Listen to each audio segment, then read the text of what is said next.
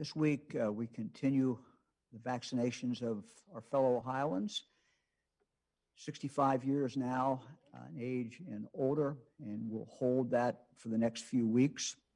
Again, anyone 65 years of age and older can get the vaccine. In addition to that, school employees are being vaccinated for the second week, and also those with intellectual or developmental disabilities and specific medical conditions are eligible this week to be vaccinated.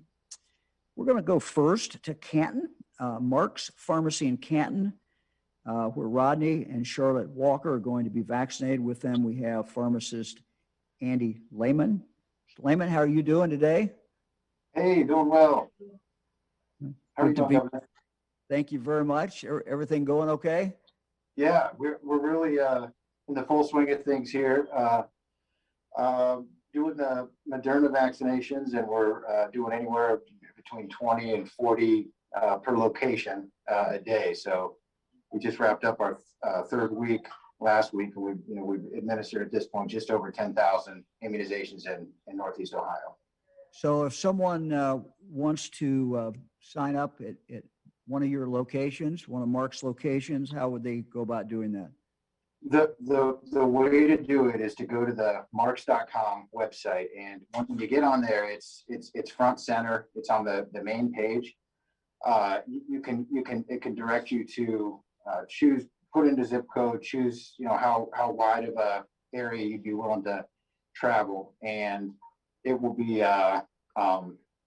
once one of the things we're talking to patients about is once you get on and check it out, it could show that there's limited availability, but we say just keep checking, because there are appointments that'll get made and then maybe that get backed out for various reasons, and we're always opening new appointments as we get vaccine.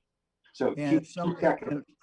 And if someone wants to use the phone, can they do that? Can they call one of your pharmacies, or how does that work? At this point, the way that we're managing the scheduling is through the website. We could handle case by case. Obviously, if there's certain scenarios that it's completely it's not manageable. But for the most part, we're really encouraging folks to go to the marks.com website rather than calling the store. So let's go to the vaccination. Mr. and Mrs. Walker, how are you doing? We're doing great, thank you. How are you, Governor? Well, I'm good. I'm good. Are you ready to get the vaccination? Yes, we're more than ready. All right. Well, who's going to go first? I believe I am. Yeah. All right. We'll watch you. That's great. All right, so good.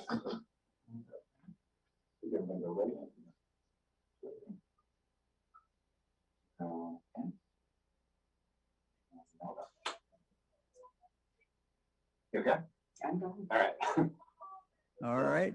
Nice job. She did a nice job. It was quick and painless. All right. That's good. That's good. Mr. Walker, are we going to watch you? Okay, Mr. Governor.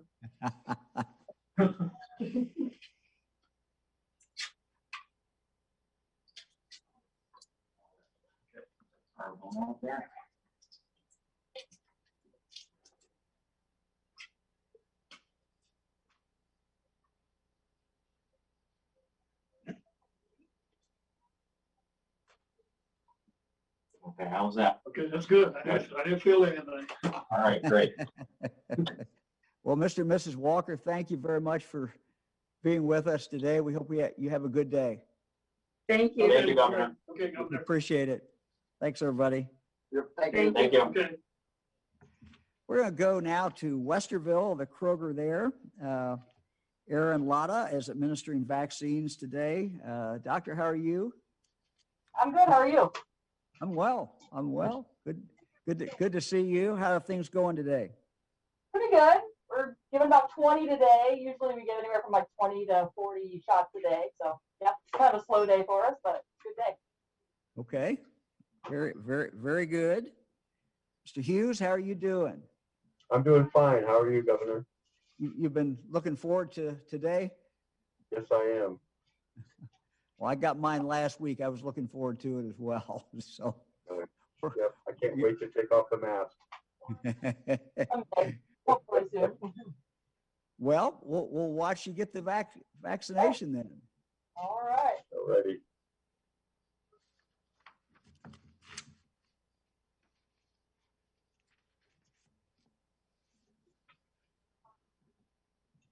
All right, you ready? Yeah.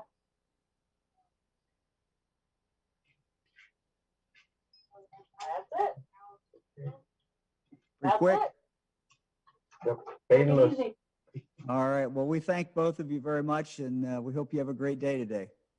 Thank Appreciate it. you. Thank Thanks. you very much. I'd like to now talk about our children and the importance of getting all of them back to in-person learning. We've set the goal of March 1st to do that, and we're moving along. We know that the pandemic has really been disruptive in some ways for all the children, just as it's been disruptive for all adults in Ohio. In the spring, all Ohio children were out of school. And during this academic year, some kids have been entirely remote, some have been entirely in the classroom, and some have been a combination of the two. And some have lost some days because of quarantines. And just as adults have felt the strain of this pandemic, so certainly have our children. It's been a strain even for the kids who have been totally in the classroom for the whole academic year. Their lives have been changed as well. We are making great progress in our goal to have every child back in school by March 1st. I made it a priority to vaccinate teachers and school personnel. And sometimes people say, well, why are we doing that? We're doing it so that we can get our children back in school. It's a priority. I base that on conversations I've had for a number of months with parents, with educators.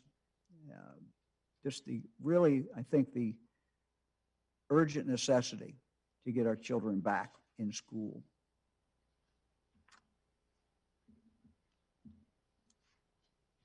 We started in regard to the vaccination last week. We are now in our second week. The vaccine rollout looks different across the state. From Kroger's doing 2,000 staff members a day at a large clinic in Franklin County to up in Allen County, the public health department traveling to individual school districts to administer the shots. In 1 week, 566 schools have had teachers and staff vaccinated. And at the end of this week, more than 1,300 schools will have had teachers and staff vaccinated. These are public schools, these are private schools, parochial schools, charter public schools as well. We are already really seeing a change. We're seeing a movement from remote learning to being back in the classroom. Just as an example, in December, 45% of Ohio students were in fully remote schools. Today, that number is less than 15%. The number of districts that are fully remote has moved from 219 in the first week of January to only 35 this week. And these are, let's look at the charts. This is where we were. This is where we were on January 7th. And I would point out, just to look at the fully remote are the dark blue color. This is where we were February 4th, and big, as you can see, quite a significant change. So we're happy for that movement. This week we learned more about how our children are doing when the Ohio Department of Education released its fall 2020 enrollment and assessment data. And it confirms what we suspected, that some of our kids are not doing as well as we would like them to be doing. Joining us today is Superintendent of Public Instruction, Paulo DeMaria to talk about this. Mr. Superintendent, thanks for joining us, and tell us a little bit about the report that you issued. Governor, it's great to be with you. I very much appreciate this opportunity to share some of this data that really reflects the status of our students and the education system, reflecting the early part of this new academic school year. I first want to say thank you to all the educators and school leaders across our great state just for demonstrating incredible dedication and creativity, commitment, compassion, resilience, care, and love for students and all the work they do, and in particular over this past year. It's been hard, but it would have been much harder without the steadfast commitment of our students and our schools and our teachers and everyone rallying together in the interest of our students. I really appreciate the fact that you prioritized teachers for the vaccination because it's really going to make a difference. As you said, last week we released some data and analysis based on our early collection of enrollment data and our fall assessments. And as you said, the bottom line is there's really not too many surprises here. It's pretty much what we expected to see. It gives us some insights into the impact of the school building closure that took place last spring. So let's start with enrollment. As you might expect, the data showed that at the beginning of the school year, there was an overall decrease in enrollment of about 3%. And the greatest concentration of that really is in the preschool and kindergarten arenas, which suggests, you might think that some parents and some families opted to hold off on starting their children in school during the pandemic. The other factor that we suspect is at play is in the upper grades. And while we don't and really won't have exact numbers, we likely have seen more high school students dropping out for the time being, maybe to get a job to support a struggling family, maybe to take care of siblings or other adults, things that have taken place in their lives that require them to respond. So let's talk a little bit about the assessments. The data that we released also includes data around our kindergarten readiness assessments. And these are assessments that are administered right at the beginning of the year to gauge a student's readiness for kindergarten as they enter kindergarten. And the other assessment is our third grade English language arts assessment, which is an early snapshot for where students are in respect to the third grade reading guarantee that we have in Ohio. First, I like to think about participation. I think it's really amazing that we had such great participation in the assessments in the fall because it shows that around 80% of students participated compared to about 90 to 95% that would participate in a traditional year. One of the reasons we think the numbers are lower, of course, is that we promoted a safety first mentality. So no one was forced to take the assessments or to bring students to school if they didn't feel it was safe for them to do so. And we emphasized that we did not want to compromise safety. But in fact, I was expecting the participation rates to be even lower. So I think it's a real tribute to the fact that even in this disrupted environment, we can administer assessments safely and it can happen fairly smoothly and without much difficulty. So what do the numbers show in terms of student performance? Again, as we expected, because of the disruption, scores were lower. There's no surprise there. Lower scores are particularly notable among minority students and disadvantaged students. Let's start with kindergarten. What we saw was about an 8 percentage point increase in those students who scored not on track. So more students were not on track as they were entering kindergarten. At the same time, there was only a slight increase in the percentage of children who were really scoring at the lowest performance level. That's called emerging readiness. And there was only about 1.2 percentage points more students in that lowest category. On the third grade tests, we saw that there was about 8 percentage points lower scoring proficiency or better.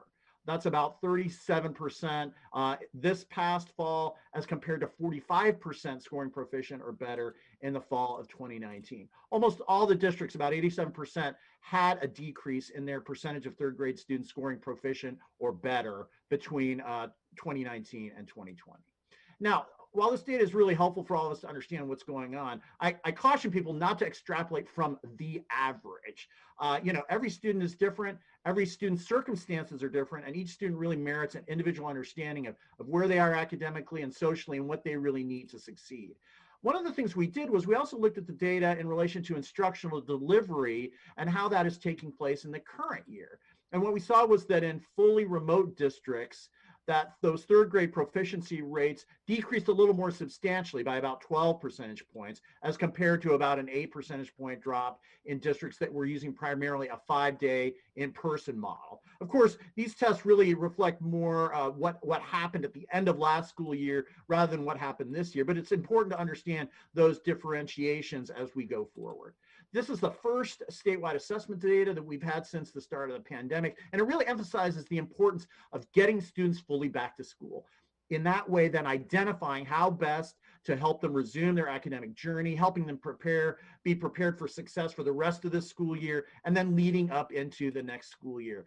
The challenge that we all face in the education community is really how do we identify the students, what their greatest needs are, and then what we do to support them in order to help them continue to move forward. As I said, a lot of this is not really surprising to anyone. In fact, I think schools and districts have understood these realities, already have been making plans to take action to support those students and help them continue to accelerate. And it's important that we really are deliberate in planning for extended learning time and other responses to meeting students' needs. Governor, I want to thank you for your budget recommendations. I know you're going to talk about those a little bit more here, as well as to the federal government for all the infusion of financial resources that is taking place. Those resources and that commitment is going to help schools and educators position themselves to support our students through this pandemic and beyond, addressing the realities and the impacts of the disruption that they have experienced. Governor, you always make your priorities clear, the importance of education, the importance of taking care of students who are our future, and we really appreciate that. Thanks so much for all you do.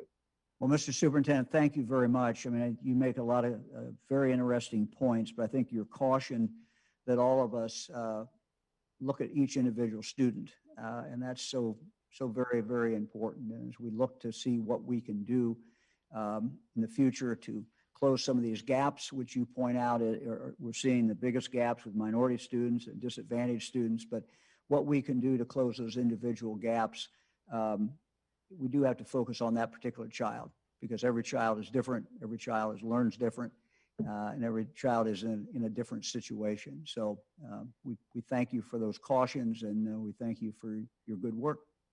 Thank you very much.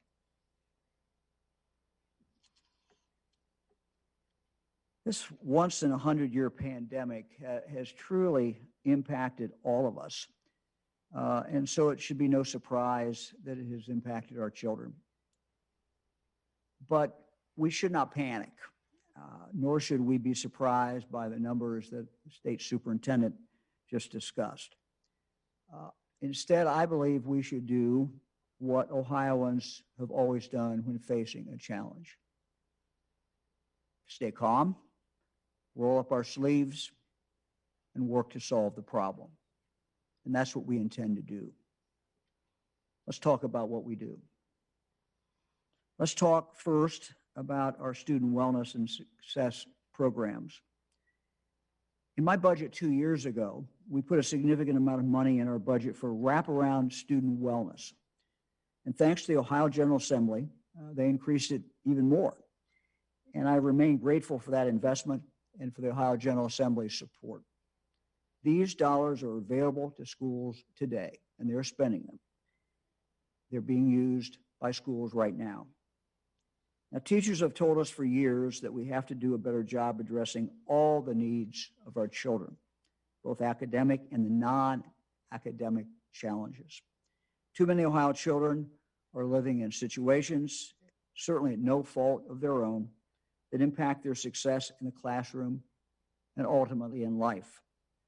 Whether that is living with a parent or parents who are addicted to drugs, or because the child does not have enough to eat, or because the child has experienced some form of trauma. So in our executive budget that we just announced this past week, we are expanding our investment in the student wellness and success programs and the wraparound services that they provide, and raising that amount to $1.1 billion. A study released in December by the Ohio Department of Education found that schools and districts have used student wellness and success funds to start more than 3,000 separate initiatives, from building on-site health clinics to counseling after-school programs, all of these 3,000 initiatives serving over 1 million Ohio children. With this flexible funding, schools make decisions about what their students need the most. So far, more than 1 in 4 of the initiatives have been focused on mental health services. Almost 1 in 7 initiatives are focused on physical health services. For example, Fort Fry local schools in Washington County, they use their student wellness and success funds to expand school-based mental health services through a partnership with 2 community-based mental health providers and their local board of public health. 5 full-time mental health professionals have provided on-site, individual, as well as group counseling services. While students learned remotely at the end of last year, counselors continued to meet with students to address their mental health and their behavioral needs. Columbus City Schools, they use their money to hire additional school social workers, and they partnered with Nationwide Children's Services, Nationwide Children's Hospital, to implement the Signs of Suicide program in all middle and high schools across the district. Social workers connect children to needed mental health services and focus on creating a positive school climate, while the Signs of Suicide program equipped educators and staff with skills to identify signs of distress in children and connect children to needed interventions. There are many other amazing examples of school districts who use their student wellness and success funds to meet the social and emotional needs of students to enhance classroom learning. These programs work, and because the pandemic has increased the need for this kind of help even more, it is vital that we continue to expand these efforts. And as I said, this is part of our budget that we've sent to the General Assembly. Now, in addition to the increased funds for student wellness, today we also must begin a discussion that will result in some of the most important decisions that we can make for the children in the state of Ohio. This is a discussion about how we help our children who are behind, those who are behind, get caught up. How do we get them back on track? And I know that some schools have started working on this, and that's great. And I know that the legislature is focused on this as well. I had a great conversation this morning with Senate President Huffman, Speaker Cupp, about this very subject. They have the same concerns that I do. How do we help the kids who have fallen further behind because of the pandemic? I know they are committed, as I am, to finding solutions. Now, our Ohio school communities know their students, and they know what it will take to keep students advancing and make up for any learning that may have been lost or delayed because of this pandemic. And so I'm asking them today, each school district in the state, to formulate a specific plan aimed at the individual needs of each of their students. I'm asking each school district to start working on this plan. I know many of them have already worked on it. But I also want to speak to every parent. And I would ask you to communicate to your local school where you see the needs are with your child and what ideas that you have as far as how we can catch back up. Again, this pandemic has impacted children differently. Superintendent Maria made that very, very clear. And I think when he talked about that, each child is in fact different. But I'm asking the parents to be a part of this and to work with their local schools. We need to be bold in our ideas, and we need to work with the Ohio General Assembly to make the changes necessary for our schools to implement their plans. Some schools could decide that extended learning meets their needs. That means days could be added to the beginning or the end of the school year. A school may decide the school days should be longer or that summer classes will help their students. Other districts may decide that tutoring, summer program enrichment, or remote options are the way to move forward. But regardless of the individual plan, we have to move, and we have to move quickly. Our kids get one chance to grow up, so we cannot delay. And so I'm asking the public schools to make their plans public for their citizens and for the General Assembly no later than April 1. So I'm asking for a public dialogue in each school district, a conversation. And just as we start this conversation in each one of our school districts, we also start it statewide. And the General Assembly will be working, talking about this, and I know they're very interested, and I am very interested in the ideas coming out of each school district. Now let's talk about this, how this can be paid for. Because I'm sure people are thinking, okay, that sounds great, but how do we pay for it? Well, fortunately, there are dollars available to accomplish this. In December, Congress passed a bill signed into law by the President that provides $2 billion in additional dollars for Ohio schools. And I want to thank the members of the Ohio Congressional Delegation for their work on that bill. The new federal funding is a tool for schools to start helping kids get back on track. While schools can use this funding for many purposes over the next 2 years, the priority should be helping close the academic and wellness gaps caused by the disruption of this pandemic. That's why we will work with Superintendent DeMaria and the General Assembly to assist schools in using this funding to execute their plans. The bottom line is this: the future of our state depends on how we help our children today. We simply cannot fail these children. Each child in Ohio, each child deserves the opportunity to live up to his or her full God-given potential. And we cannot allow this pandemic to get in the way for their ability to flourish and to thrive. After what has been an extremely challenging time in Ohio, we now have the ability to do something that matters, that will make a difference, and will impact both lives and the future of our state for many, many years to come. So I'm asking for that public discussion to start, to involve parents, to involve citizens, to involve school boards, superintendents, teachers, about what else we can be doing. And as I say this, I want to thank our teachers. I want to thank our parents who, despite great challenges, have done a very good job during this past year.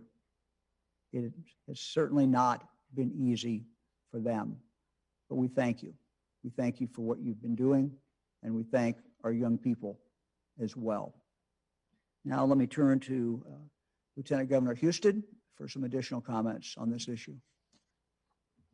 Thank you, Governor. Well said by you and Superintendent DeMaria. I want to add some perspective on the economic consequences of the educational success or failure of these initiatives. There was a report that was issued recently. There was an article written about it that mentioned, I want to highlight some of the aspects of it. The U.S. economy could take a $14 to $28 trillion, that's trillion-dollar blow in the long run due to COVID, coronavirus-induced learning loss, according to economist projections. And the longer the pandemic keeps kids out of the classroom, the higher that number will climb, which, by the way, perspective on that, that's why I thank you, Governor, for making the decision to get schools vaccinated, make sure they're open for in-person learning so that the kids can start. We can get an early start on what a lot of other states are doing in this area. The report also discussed the fact that on average, American students from kindergarten to 5th grade have missed out on 20% of the reading and 33% of the math skills they would have learned during normal times. And that was according to a McKinsey report looking at the diagnostic test scores across the country. And then finally, there was a quote from Eric Hanishuk, a Stanford economist who is part of the OECD report on the economic impact of this. And he said, quote, nobody's paying attention to this. Nobody's paying attention to this absolutely stunningly large economic cost that just keeps piling up. Well, that's the only aspect that I disagree with, because we are paying attention to it. What you outlined, what the superintendent outlined, are evidence that this has been on our radar. We are planning for our recovery. And what you outlined is prioritized both in our economic recovery package that we discussed last week and the education plan in the budget is a plan to prioritize this and to help the trajectory of the students across Ohio move toward a more prosperous, hopeful future. I want to highlight 3 areas in that recovery package in the budget. First, let's discuss career technical education. As never before, we are going to champion career, technical, and vocational education and training to help tens of thousands more Ohioans a year find quality, good-paying jobs without the high cost of a college education. In the governor's executive budget proposal, there is $50 million, $25 million a year targeted at this.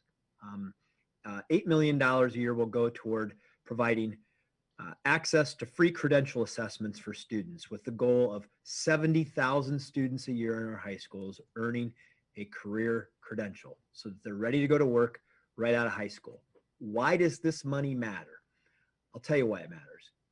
I've learned this on many of my visits to career centers across the state. They say that we educate a student, but at the end of the year, they have to take the assessment test to get the credential. Sometimes those tests are expensive, hundreds of dollars in some cases, to take the test. Families can't afford it. Students decide, maybe this isn't what I'm going to do in the future. I don't want to put that money out now. They don't end up earning the credential, and as a result, they don't have that credential when it's time to go to work in the future. We want to help correct that problem, helping them take the test, getting them credentialed so they can go into a career opportunity. And then another $12.5 million a year will be focused on the Innovative Workforce Incentive Program. And this will provide incentive payments to schools for each in-demand credential earned by a student. We're going to create incentives to help students earn the credentials that we know are in demand in the economy, that employers are telling us we can't find enough people. This works great because we know the students have a career opportunity because it's aligned with the needs of the workforce. The goal, again, 70,000 students out of our high school next year with career credentials. I also want to highlight on a second piece, new pathways from high school to college to career that are in this budget. Our budget creates a pilot program designed to allow students to complete both a high school diploma and an associate's degree within 6 years at no cost to them. The students in the program are connected with technology companies that offer them internships and job opportunities as students. And let's face it, when you're talking about things like cybersecurity and coding, high school students can be as technically qualified as people twice their age, maybe even better in some circumstances, but we have to get them connected with employers, and we're doing that. And this private-public partnership model is aimed at providing these high school students, many of them from underserved backgrounds, with the skills and credentials they need for in-demand STEM jobs. And this is, we believe that this is the future of what high school and technology and careers in college are going to look like, and we are aligning this aggressively through this pilot program. And then finally, Governor, I want to mention a commitment that we are making to computer science. It's the fastest. We know that anything that requires a computer science skill is the fastest growing sector of an economy right now, the economy. That includes many of the highest paying careers in the vast field of computer science. And according to a State of Computer Science report by code.org. Only 42% of high schools in Ohio currently offer computer science. This means that 58% do not offer computer science unless you're able to take a college class through College Credit Plus. And we know that this is important. We recently convened through Cyber Ohio, that's chaired by Helen Patton, the CISO at Ohio State University, and included representatives of Battelle, Code.org, Her Academy, and Project Lead the Way, and others, how important this is to preparing students for careers in the modern economy. And we are putting their recommendations to work. And Governor DeWine and I know we've discussed this, but we believe those 58% of the students who don't have that opportunity deserve that opportunity. And in the budget, we are proposing a guarantee for access to computer science classes so that that everybody in our high schools have access to computer science classes. And in this budget, it gives them a right to that computer science class through a statutory right that they can either get through their school or another provider of the student's choice. We will work with the schools to make sure that we can implement this properly, working with the Ohio Department of Education. And that guarantee in the 2022-23 school year will be for all 11th and 12th graders. And then in 2023 and 2024, 9th and 10th graders will be involved. And then the following academic year of 24 and 25, we'll have computer science, grade appropriate computer science opportunities for K through 8. We're doing many more things in this. I wanted to highlight these three because they're so important. These are real efforts, intentional efforts to help students be prepared for a career, for college, and that they can leave high school with tangible, valuable skills in the workplace. And I just want to conclude, Governor, by saying this. I've been through many of these budget cycles. Every budget cycle presents an opportunity to distinguish ourselves as a state. Coming out of a pandemic, the stakes are higher and the impact's more consequential than we usually get during these opportunities. And I believe what you've outlined is a rise to that challenge. We are rising to that challenge this year and beyond to commit to the work we will need to lead to that educational recovery which will echo economically for a generation. So, Governor, thank you for laying out the pathway to achieve this, to committing to these students, because it is about the students. It's not about the adults or the institutions. It's about making sure that those individual students have the tools that they need to succeed in life. And I appreciate your leadership on this. Thanks, Governor. Lieutenant Governor, thank you very much. A couple other items. Start with rent assistance. Several weeks ago, we worked with the General Assembly to request the State Controlling Board to approve $100 million in federal funding to help low-income Ohioans who do not own their own home pay their rent, their water, sewer, wastewater, electric, gas, oil, or trash removal bills. The Ohio Developmental Services Agency is distributing this funding among Ohio's 47 community action agencies. Eligible Ohioans may contact their local community action agency for assistance with outstanding balances dating back to March 13, 2020. Ohioans may receive assistance for future rent, utility payments once back bills have been made current. In addition, Ohioans may receive assistance for future rent and utility assistance for 3 months at a time. Eligible Ohio households must, 1, be at or below 80% of their county's area median income. This varies by county and by size of household. 2, have experienced a financial hardship due to COVID-19. 3, demonstrate a risk of experiencing homelessness or housing instability. Ohioans can apply for assistance through their local community action agency. A list of agencies can be found at businesshelp.ohio.gov under Home Relief Grants. Talk for a moment about our nursing homes. Since the pandemic began, individuals in long-term care settings, such as nursing homes, assisted living, have been at a great risk. And in fact, over 50% of our deaths in Ohio have come from these homes. This is why we prioritize this. We have completed dose 1, dose 2 in our nursing homes and most of our assisted living centers. We are now preparing for what happens next. We're preparing for when these vaccinations are done, and nursing homes, of course, still are taking in new residents. They may be adding additional staff, and both of these groups will need to be vaccinated if they have not already been vaccinated. In addition to that, we want to offer to any employee who did not want to take the vaccine the first 2 times around, we will give them the opportunity to be vaccinated. And why are we doing this? It's just very, very important for us to stay right on top of this so that the staff members have the opportunity to get vaccinated, but mostly important is that the residents have the opportunity. The new residents that are coming in have the opportunity to be vaccinated if they've not already been vaccinated before. So how's this going to work? And we'll actually be announcing the details of this next week. But we have been in contact with our nursing homes, our assisted living. We have this plan that will ensure residents and staff within nursing homes and assisted living facilities have continuing access to this life-saving vaccine.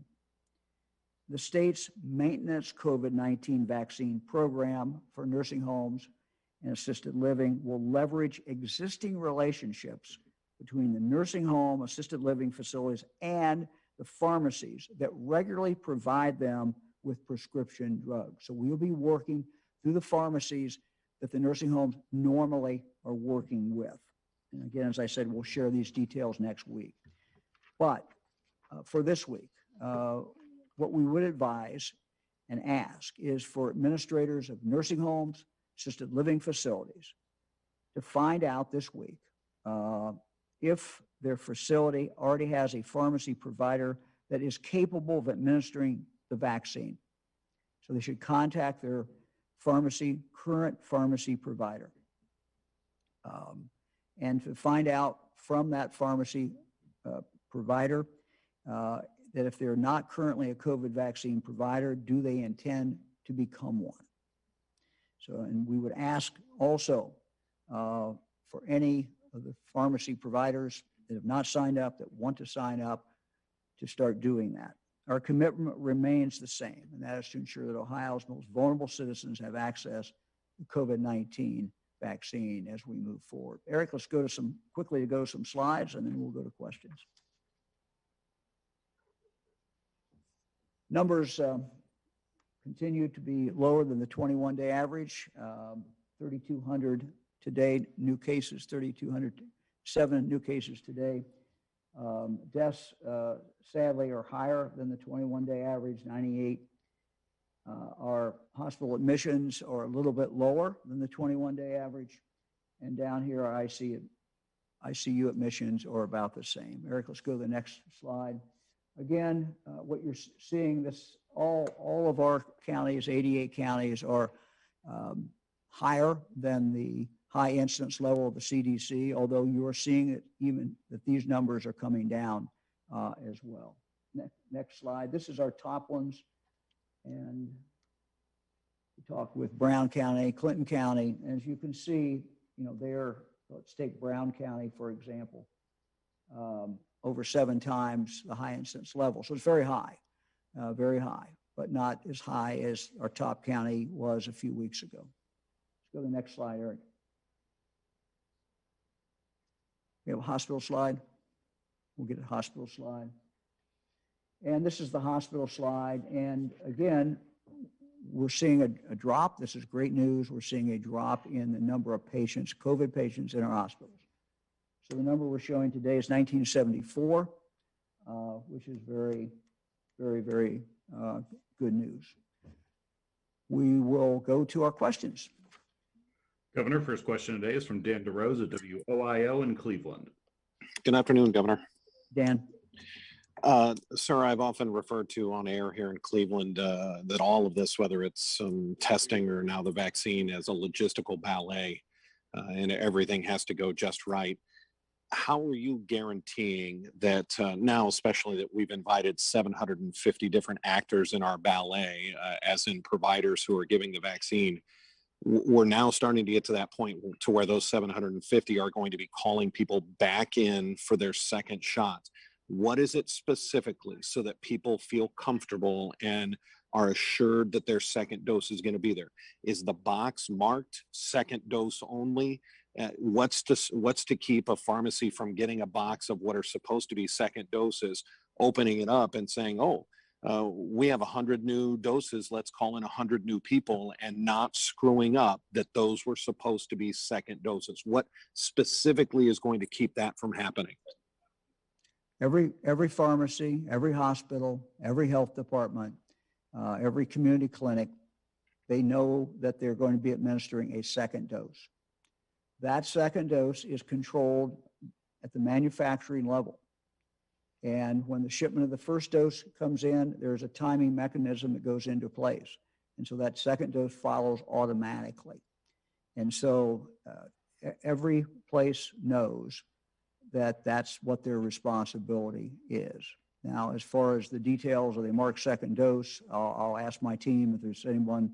I don't know whether, Bruce, you know that answer, or if anybody on our team has anything else to add to that. And Dan will get back to you sometime this press conference, or we'll get back to you later today.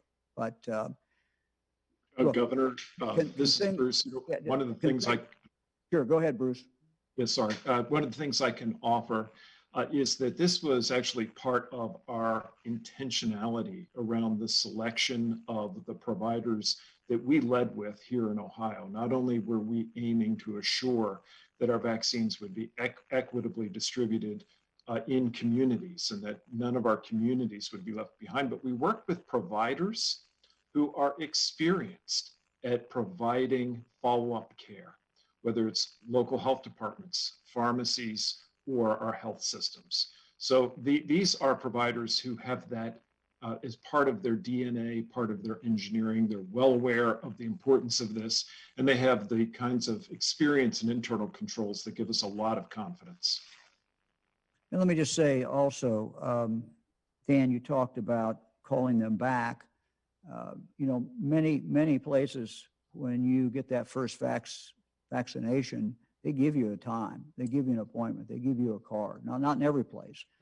Some do it just differently, but many places give you a card and tells you, here's the time.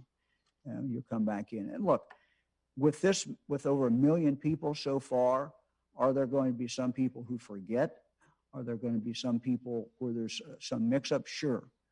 And this is something that, will have to get worked out, but we're dealing with human beings here on both sides of this. So certainly there will be some mistakes made, but we believe the system is a good system. As Dr. Vanderhoff said, we believe we're dealing with people who are used to doing things like this, giving vaccinations, and we have confidence in them. Next question is from John Reed at Gongwer News Service. Good afternoon, Governor.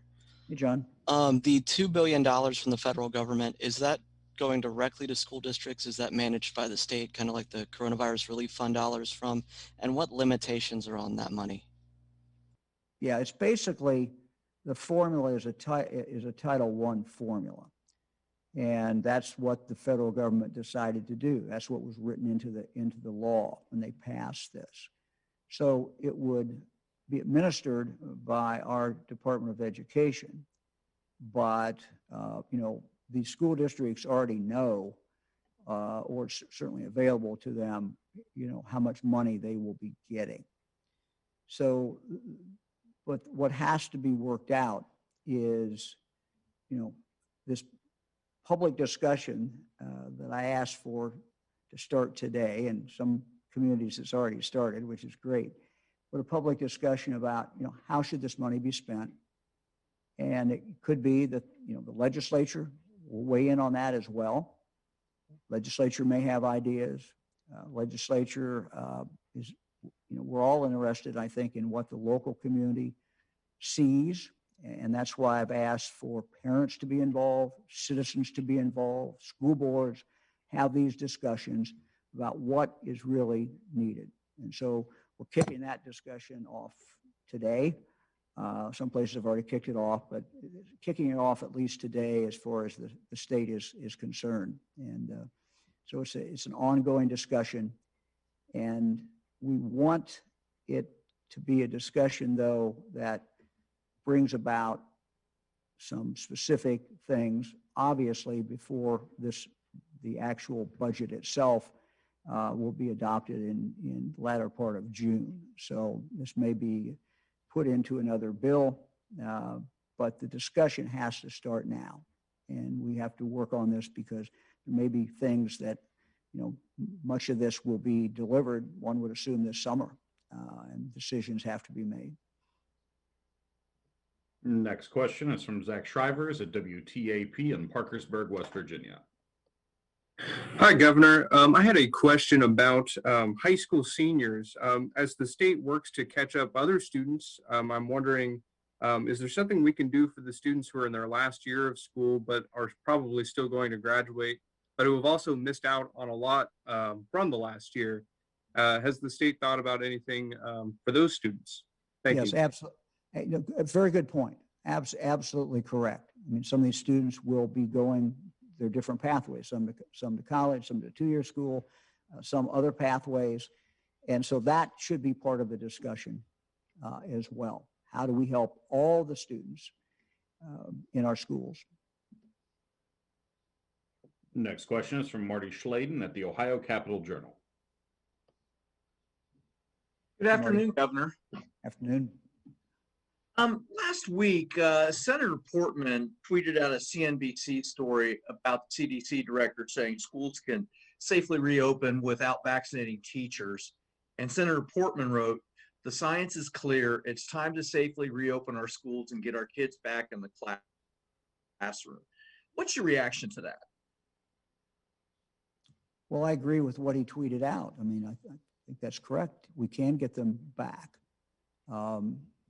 What I have said is that we've got a couple things going here. And remember, one of the reasons, the main reason that we're vaccinating teachers is because of a concern expressed by teachers and others who work in the school building that they would not be safe. So we have a couple things coming together that I think should make them feel safe. One, we know more today than they did when this all started. We know masks work. We know that when every child is wearing a mask in a classroom, there is not much spread, dramatically cut, very, very, very little spread in a classroom. We didn't know that before. We didn't know that at the beginning of the year. We know that today. We also know that students will wear a mask and they'll keep them on, and teachers do the same thing. And so the compliance has been phenomenally high in our schools. Third thing, we now have the vaccine, and we're offering the vaccine to anyone who interfaces with children in the school, anybody who's in that school building.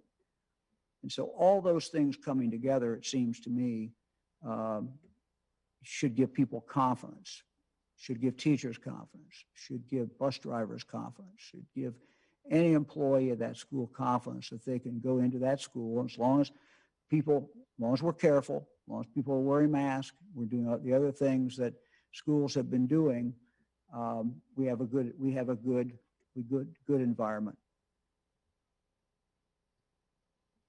Next question is from Andy Chow at Ohio Public Radio and Television. Andy. Governor, I wanted to ask you about visitations at nursing homes and assisted living centers, especially the fact that they have now been vaccinated in those facilities. Under the current state regulations and state orders, can nursing homes allow unrestricted visitations, especially for maybe a designated primary caretaker? Andy, I'll have to get back with you on that. We do have a procedure. I will tell you that because we're going through this vaccination process, because we're seeing cases go dramatically down in our nursing homes, I think they went down to about a fourth of what they were, that this is something we are looking at. In fact, we're talking about on our morning call this morning. So we will get back with more information on that. but that is something we've been working on. I know Director McElroy has specifically been working on that, and she and I were talking about this morning. So we'll have more in the future on that. We know it's a concern. We know that people want to be able to visit. So I'll get you a more detailed answer in a few days. Next question is from Chelsea Sick at WKEF in Dayton. Hi there, Governor DeWine. Good afternoon.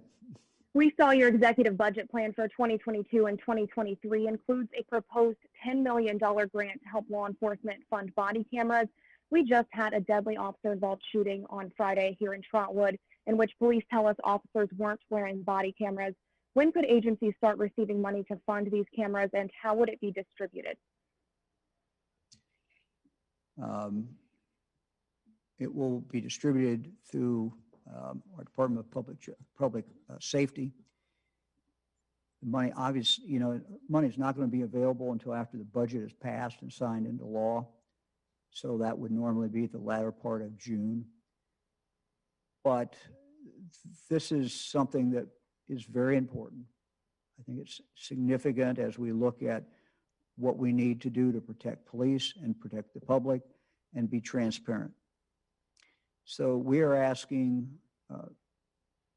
every department to adopt the state protocol as far as the use of body cameras, when they're turned on, when they can be turned off, how they are to be used. We are providing in this budget, if agreed to by the General Assembly, with a very significant amount of money that's going to allow departments to apply for a grant to get body cameras. And we believe that the vast majority, this will pay for the vast majority of departments in the state who want body cameras, and we urge them to do that. The thing that we hear all the time from particularly smaller departments, and we have close to 1,000 police departments in the state, and most of them are small, is that they can't afford it. And so we're taking away that issue and providing the money so that they can in fact buy the body cameras.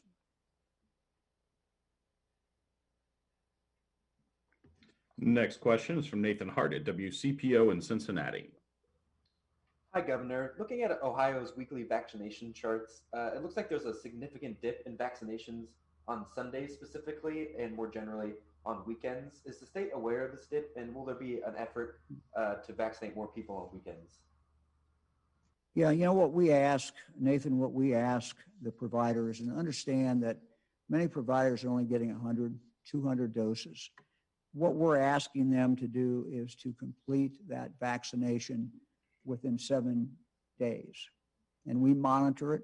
They don't always hit it, but the numbers have been pretty good. Certainly in the last month, we're better than 90% take up or during that 7-day period of time. So the vaccine comes in on Monday, Tuesday, and Wednesday. So you would expect the take up, to be building as the week goes on, and then at some point start going back down again. I think if you actually looked at this Sunday's, or at least what we reported on Monday, I think it was a pretty decent number. I don't remember exactly what that number was. But by the time you get to Monday,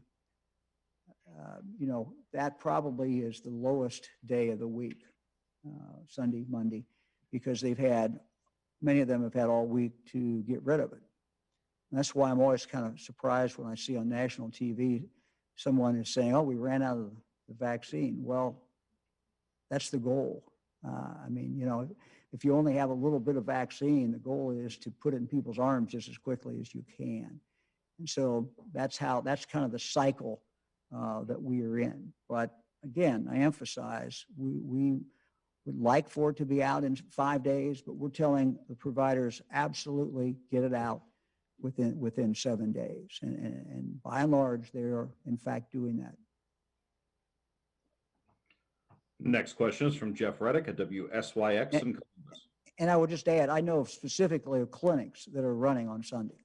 So, I mean, this is, when we started this, we didn't have that. We're now getting into a pretty good rhythm and pretty much a 7-day-a-week operation. Not every place, because some places have already run out by the time they reach that day.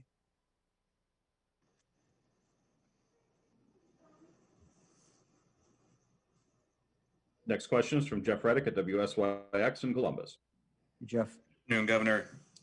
Kind of building on that, I guess, we've continued to hear about scheduling issues from people not able to get through providers. You've mentioned that centralized system to help with scheduling the shots. Is there a date for that to launch? More importantly, what all will it include? Is it just a list of links? Is it actually going to be where you can schedule the shot? How will that work, and when can we see it?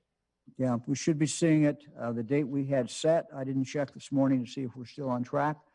We were aiming around Valentine's Day, which is coming up. So we're not too far off, but I'll get back, and on Thursday we'll give you a better idea of the date. My understanding, and I'm probably the least tech person around here, but my understanding of how this is will work is you'll have a portal. You go in, it's a statewide portal. You'll put your zip code in, or you put your county in, and it will direct you to anybody who has signed up to be part of the system. So the providers have to sign up. We've asked our providers to sign up, and you will then be able to navigate that, and you will should be able to see what places have vaccine, and you will be able to go in there and then schedule directly. The goal is to be able to schedule directly into that site. And we've been told by the hospitals they don't want to do that. They don't want to have it. They have their own system, and so, but there will be a way you can link into that. And then you go actually into their system and schedule into their system. So again, it alleviates that challenge. Now, it does not alleviate the challenge for someone who does not know how to navigate the internet, does not have a computer. And again, that is something that we have a concern about. We know that a number of our providers, we've asked them to provide a phone number, and I know a number of them are working with people on the phone, but this still remains a concern of ours. Next question is from Laura Hancock at Cleveland.com. Governor DeWine, as the Biden administration works with you and other states to set up mass vaccination clinics, have you or has anyone on your team talked to the people in the Browns and Bengals stadiums about potentially using their space? And then also related to that, there seems to be good success vaccinating in groups, teachers, and school personnel at centralized locations. So wouldn't that be an argument more for making Ohio's overall approach more centralized by establishing these centers? We are first of all, we've identified 100 places that we could do more mass vaccination. We have always felt that we would have at some point mass vaccination. But when we started this off, where we are now, we wanted to make sure that this was in every county. And let me just say, I've seen some comments in regard to that. At one conversation with someone that the rural counties are favored. Then we had a conversation, someone else that the urban counties were favored. Let me just say there is a formula. It's a math. It is based on population. 90% population. There's a 10% which basically would have some extra doses for more disadvantaged areas, but that is only 10%. So basically, it is based on population. So what we spread out across the state every single week is based upon the population of that particular county. And we did not want to see initially, when there wasn't much vaccine, people only have an option to travel a long distance and to queue up and to get their vaccine. But all along, we have thought as the vaccine numbers go up, we will have mass vaccination sites, and we will employ them because there certainly is a role for them. We are also going to where people are. You're going to see on Thursday, we are going to different locations in Ohio on Thursday directly into senior housing and set up shop literally in that lobby or some room in that building. So we're taking that directly. So we're looking at all kinds of different ways. We're trying to get the vaccine out as quickly as we can, make it as close to people as we can, and also make sure that our underserved populations are being served. And so those are the goals that we have. Next question is from Molly Martinez at Spectrum News.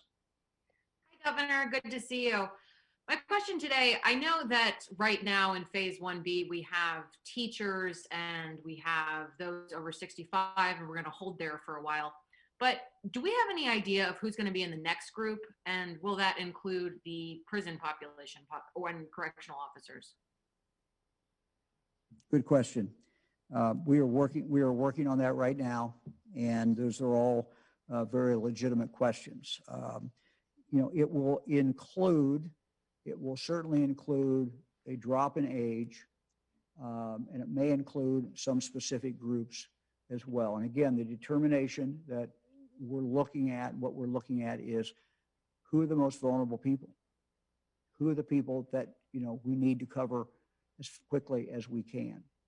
And so that's what we're looking at. So we'll have that at some point in the future, but at least for now, we know we're going to be sitting at 65 for a few weeks anyway, and because we know it's going to take a while for that group from 65 years of age and older, for that group to be able to get to the point where, no longer do we have situations where people can't get the vaccine, and the age is still by far the best predictor of vulnerability.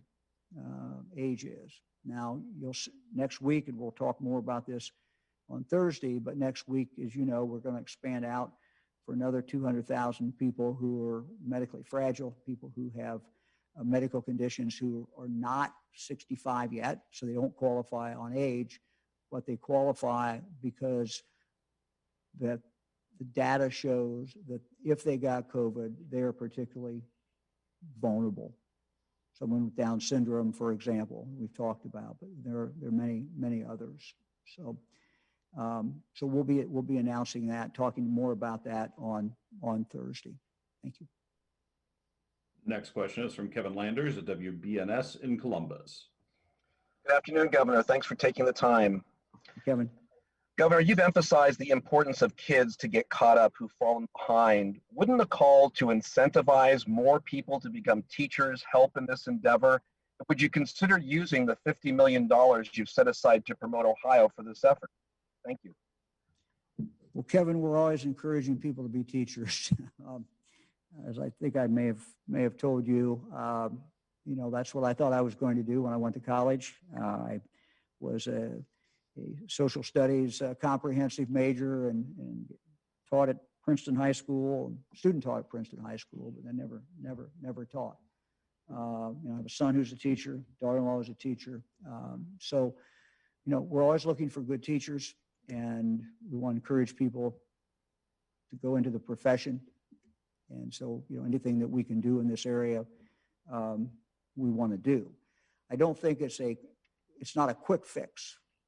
We should be looking at what we do as a society to value education, value teachers, hold them up, and encourage more people to become teachers. But that is more of a long-term thing. I'm not sure it solves, our short-term challenge. I think what made sense is to try to get our experienced teachers, regular teachers, back into the classroom, provide them with the best assurance that we could give them that they would be safe and they've got the right protocols that are being followed. We now give them the vaccine, and we think that, this will enable people to feel more comfortable when they go back in to teach. Next question is from Adrian Robbins at WCMH in Columbus. Hi, Governor. Thank you for doing this today. We at NBC4 have received really an overwhelming amount of messages from people who can't get an appointment to get the vaccine, or they're being told that they can't get an appointment for another month or two. They're obviously very frustrated that then this week we're only adding more people with those 65 years and older being added to that vaccine list. I understand that the state can't necessarily control how many vaccines come in, but do you think the state may be bit off more than it can chew when it comes to the amount of people we're allowing into the vaccine market with this very limited supply? And looking back, do you think the parameters should have been a little stricter? Well, that's a good question. And I've kind of joked and said, you know, the next pandemic we have, I'll, you know, won't make the same mistakes, but, or at least I'll know what's coming. But there's different ways of doing this. Some states literally opened it up for 65 and above and just said, everybody come on. And, you know, we decided not to do that. We decided to start edging that down and starting at 80. And I think it's worked pretty well, but we know people are frustrated and I'm frustrated. We don't control at all the amount that we get. You know, we don't control what is coming into Ohio. Now, it is going up some, but certainly not as fast as we would want it to go up. And so we know that people are frustrated. We know they're upset. And I will just say that I'm sorry. We only have so much vaccine, and we just ask you to be persistent. We're going to hang here at 65 until we're to the position when we're have a pretty good idea that people who want this have been able to get it. So it's going to be a while. There's about 2 million people who would be eligible in the 65 years of age and older. And we're watching the numbers every day.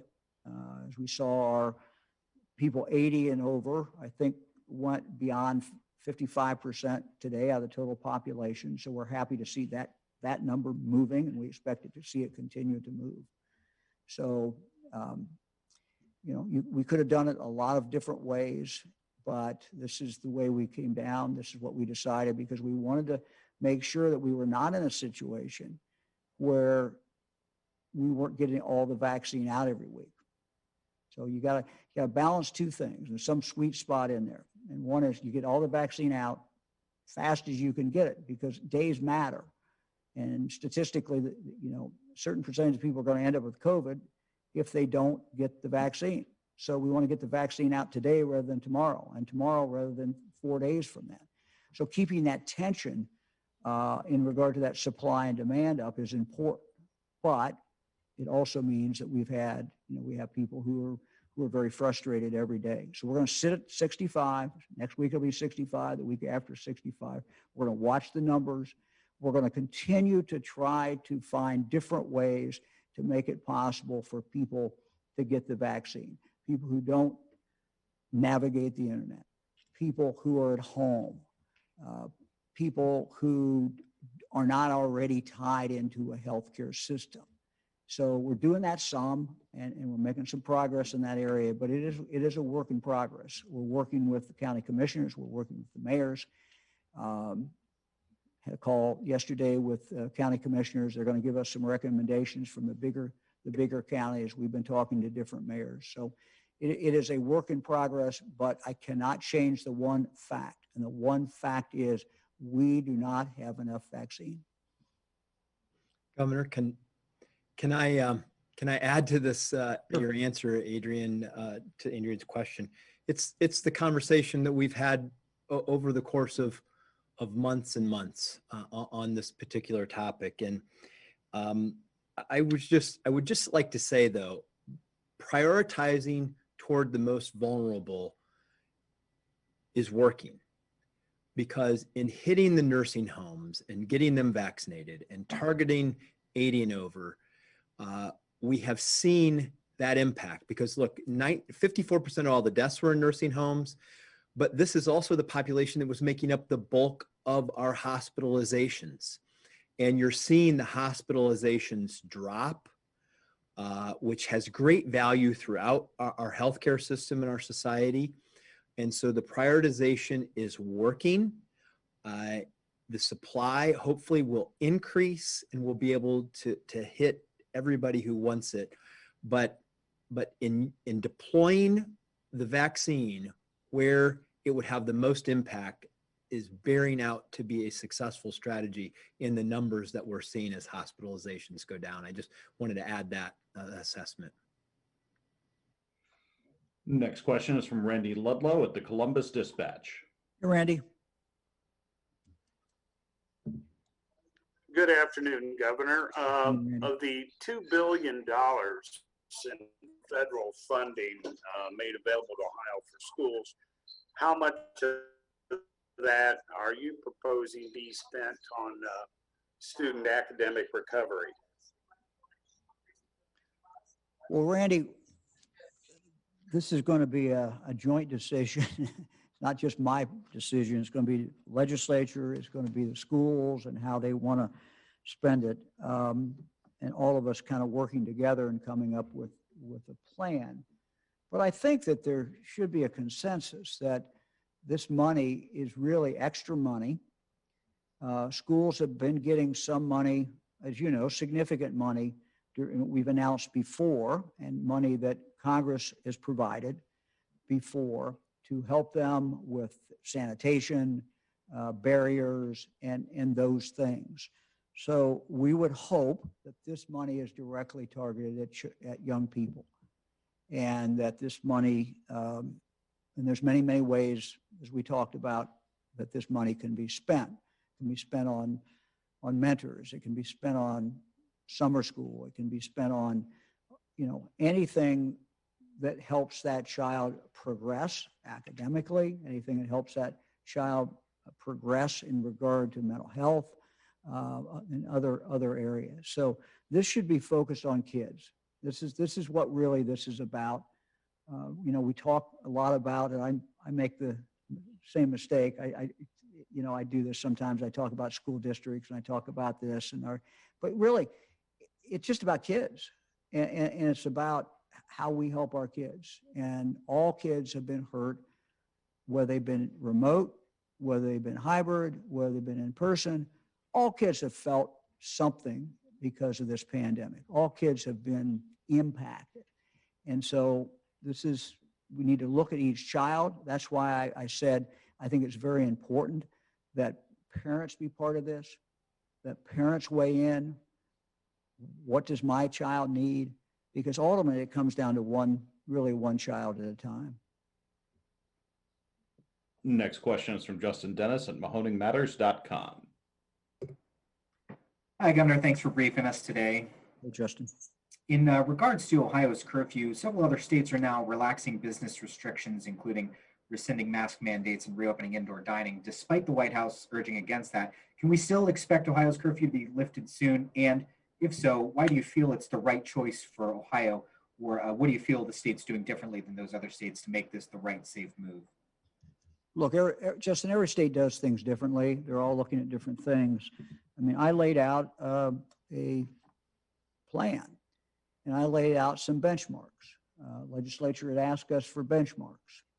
Other people have asked us, or benchmarks probably the wrong word. They've asked us for different points.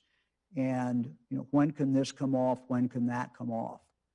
And we decided that the best thing to look at, Dr. Venhoff, actually is his idea, so the best thing we can look at is hospitalization of COVID.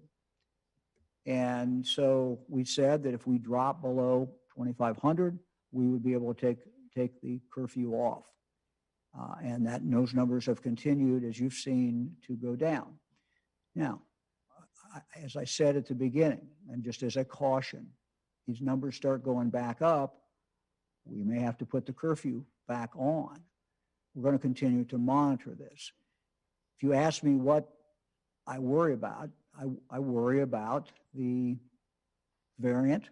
I worry about a change that may be coming that you have reported on and that you're seeing other people report on. And so we very well could be, by March, into a very, very difficult and very different situation in Ohio. And if that's true, we'll have to do, what we have to do to slow this down. But we're clearly moving in the right direction right now. And we'll take action accordingly. But if we start moving, if we're going the other way, we'll take action accordingly as well. Next question is from John London at WLWT in Cincinnati. Hey, John. Hi, Governor. You talked a little bit about how pharmacies are ensuring second doses. I wanted to ask you, the federal goal, is 100 million doses a month. New shipments arriving soon at CVS, Walgreens, Kroger, Rite Aid, the other pharmacies. How many doses are guaranteed each week? Do you know? And what should Ohioans know about signing up? And then will pharmacies need help from, say, the National Guard to keep up with what is going to be an accelerating demand? Yeah, I'm going to ask my team to get me the numbers. I just looked at today's numbers and I forgot them exactly. We get notified, John, on Tuesday what's coming in for the coming week, and so we can give you what that number will be, and maybe the numbers for this week as well, Michael, if you can get those. As far as the deployment of the Guard, absolutely, the Guard has been great. What we hope is that in the not too distant future, our biggest challenge is figuring out how to get all the vaccine out. And so we'll bring, the Guard will be involved in that. We'll go to bigger sites. And, we have over 2,200 providers who've already signed up. We're only using 750 or so of the providers. So we have, a lot of different ways that we could get this out, and we will get this out. And what we'll try to do, we'll have some places where you don't have to make an appointment, where you just show up. We'll try to all mix that up with all kinds of different things. But at the number that we have today, and with the fact that we are having significant vaccine used every week for these 4 weeks that goes to schools, we really are not in a position to go out to the vast sites or to do a lot of different things. Although you are seeing us, as I said, on Thursday, I think we're going to 6. I think it's 6 different senior housing facilities. And we're going to continue to do things where we focus on underserved populations. Next question is from Jim Province at the Toledo Blade. Hi, Governor. Thanks again for these briefings. The vaccine company, this is probably a question that's better for Dr. Vanderhoff. Vaccine companies are already talking about altering their vaccines so that they will be able to better target some of these variant strains that you were talking about. How would the release of these vaccines fit into the current protocol? Are we talking about having to bring people in a third time for a vaccine this year? Doctor, you want to take that?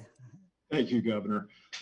So one of the things we have to bear in mind is that the vaccine companies, along with the medical community, are learning about the virus as we gain more experience with it. The real question is, are our vaccines still good against the variants? And the short answer is yes. First, we now have multiple studies of our current mRNA vaccines that have shown that they have very good antibody responses when measured in the laboratory. And then secondly, the data that recently was shared by Johnson & Johnson about their vaccine showed in a real life setting, their vaccine, even in South Africa and Brazil, was highly effective. And actually by 49 days was 100% effective at preventing severe disease. That includes hospitalization and death. So the signals are that the vaccines are standing up to these variants in the real world. But very wisely, the companies are not sitting there. They are thinking ahead. What if we were to have a situation where a booster was needed? Can we refine that booster so that that booster would be targeted to what we're seeing happening in the evolution of the virus? So really, they're planning for a potential development that we are not yet seeing. And I think that is prudent. I think that is wise. And likely, if such a booster was needed, the odds are it would be targeted to our more vulnerable populations, the populations that currently we're referring to more as 1A and 1B, but more to come. Doctor, thank you very much. Let me give you the numbers for, this is next week, and we just were notified by the federal government. Moderna, 114,100 vaccines, 114,100 vaccines. Pfizer, 73,125. These are first doses. These are first doses, which is what I always talk about. So again, Pfizer is 73,125. Those are the numbers for next week. Next question is from Jesse Balmert at the Cincinnati Enquirer. Hello, Governor. Jesse.